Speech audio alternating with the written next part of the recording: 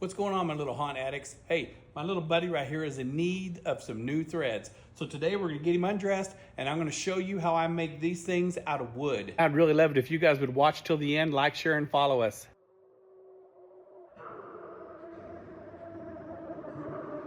All right, guys, so here he is, undressed.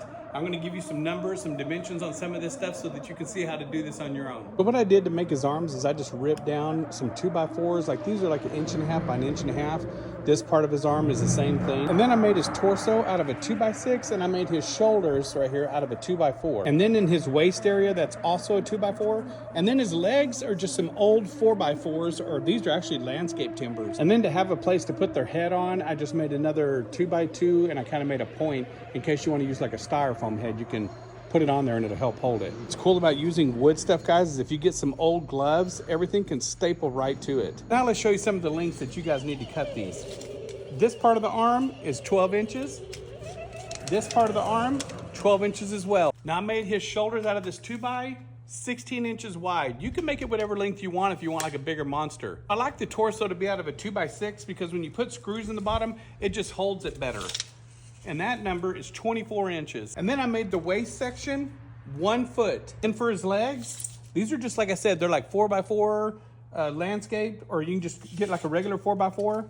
Those are, I made them 34 inches long.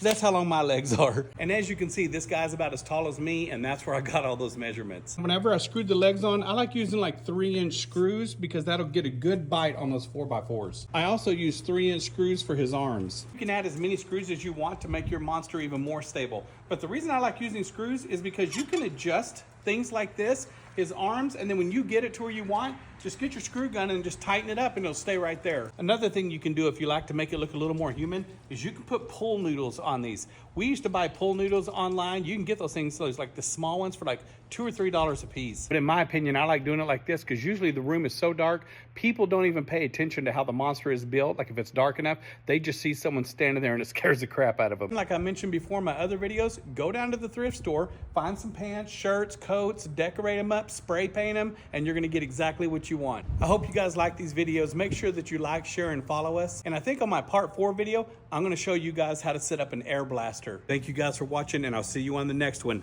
my little haunt addicts. And here's a few of my monsters that I think turned out really good. And these are all made out of wood. And I just decorated them up with costumes, paint, whatever I had laying around.